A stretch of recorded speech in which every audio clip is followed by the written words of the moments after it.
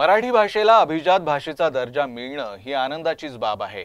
मात्र मराठी भाषेतून चांगले शिक्षण मिळणं, रोजगाराच्या संधी निर्माण होणं आणि विकास होणं सर्वाधिक गरजेचं आहे। भाषेचा लढा व्यापक असून हा लढा पुढे देखील सुरूच राहणार असल्याचं मत अखिल भारतीय मराठी साहित्य महामंडळाचे माजी अध्यक्ष श्रीपाद भालचंद्र जोशी यांनी व्यक्त केलं आहे। अखेर मराठी भाषेला अभिजात भाषेचा दर्जा मिळालेला आहे। केंद्रीय मंत्रिमंडळाने नुकताच याबाबतचा निर्णय जाहीर केलेला आहे आणि अखिल भारतीय मराठी साहित्य मंडळाने या मराठी भाषेला अभिजात भाषेचा दर्जा मिळावा यासाठी अनेक प्रयत्न केले होते, खूप पाठपुरावा केला होता। माझ्यासोबत आहेत अखिल भारतीय मराठी साहित्य मंडळाचे माजी अध्यक्ष श्रीपाद भालचंद्र जोशी। सर, मला सांगा की अखेर आज मराठी भाषेला अभिजात भाषेचा दर्जा मिळालेला आहे। 10 वर्ष जवळपास तुमचा लढा सुरू होता यासाठी आणि आताच हा निर्णय आलेला आहे, तर या निर्णयाकडे तुम्ही कसं बघता? मुळात हा निर्णय आल्यावर आम्ही केंद्र सरकारचं अभिनंदन केलं, आभारही मानले। 2 गोष्टींसाठी। एक तर 10 वर्ष त्यांनी न दिलेला दर्जा त्यांच्या कुठल्याही राजकीय कारणासाठीच आहे, अर्थात ऑब्व्हियस आहे, तो लहान मुलालाही कळतं। पण शेवटी आधीच्याही 6 भाषांना जो दर्जा मिळाला होता तो राजकीय दबावामुळेच मिळालेला होता आणि मराठी भाषिकांची राजकीय इच्छाशक्ती ही अतिशय क्षीण असल्याकारणाने 10 वर्ष जो सरकारने रखडून ठेवला त्याचं कारण मराठी भाषिक समाजाची, राज्यकर्त्यांची राजकीय इच्छाशक्ती ही दक्षिणेतल्या भाषांच्या तुलनेत जवळजवळ नगण्य आहे आणि ते दिल्ली शरण असतात नेहमी, कोणताही पक्ष असो।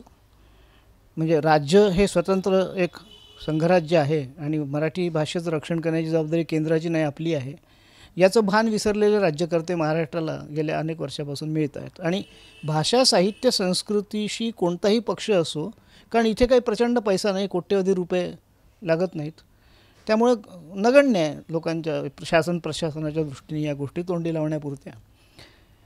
त्यामुळे 10 वर्ष हा जो रखडला त्याचा आम्हाला खूप लाभही झाला, त्याबद्दलही आम्ही केंद्र सरकारचे आभारी आहोत। आणि या दशकामध्ये जी राजकीय इच्छाशक्ती मराठी भाषिक समाजाची वाढवण्यामध्ये आम्हाला प्रचंड साथ दिली माध्यमांनी, आता इलेक्ट्रॉनिक मीडिया असो किंवा वृत्तपत्र असोत, पण मराठी भाषेचा हा लढा आम्ही त्यांच्याच भरोशावर लढलो आहे खरं पाहिलं तर। नक्कीच आज आता निर्णय तर आलेला आहे, पण आता पुढे काय?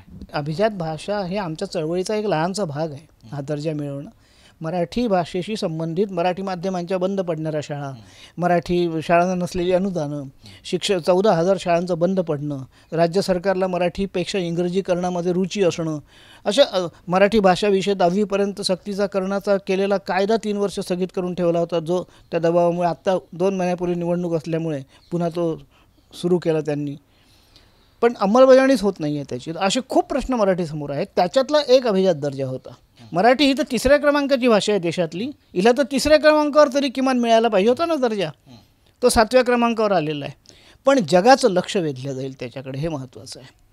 मराठीतून रोजगार, विकास, संधी, रोजगाराच्या ज्ञान, विज्ञान, आधुनिक तंत्रज्ञान हे सगळं पाहिजे ना यायला, आणि ते राज्य सरकारचं काम आहे, ते टाळतं आहे ना सरकार आपलं। ते तर इंग्रजी मराठीच्या शाळा बंद पडून इंग्रजी माध्यमात शाळा सुरू करतं आहे, केंद्राशी त्याचा काही संबंध नाही आणि अभिजात दर्जाशी याचा काही संबंध नाही।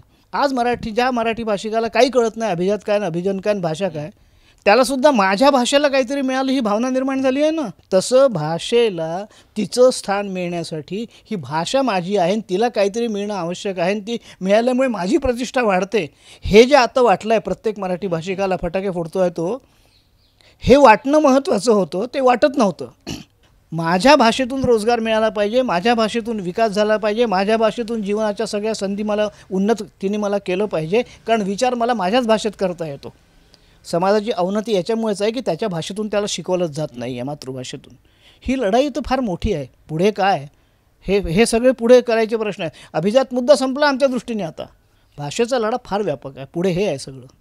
नक्कीच आपण आपलं परखड मत व्यक्त केलेलं आहे। तर प्रेक्षकांनो, हे होते श्रीपाद भालचंद्र जोशी यांनी आपलं मत व्यक्त केलेलं आहे आणि हा निर्णय जरी आला असला तरी आणखी पुढे मराठी भाषेसाठी लढा लढायचा आहे आणि मराठी भाषेतून उन्नती आणि विकाससुद्धा साधायचा आहे। कॅमेरा पर्सन लोकेश मोहितेसह मी निशांत, UCN न्यूज, नागपूर।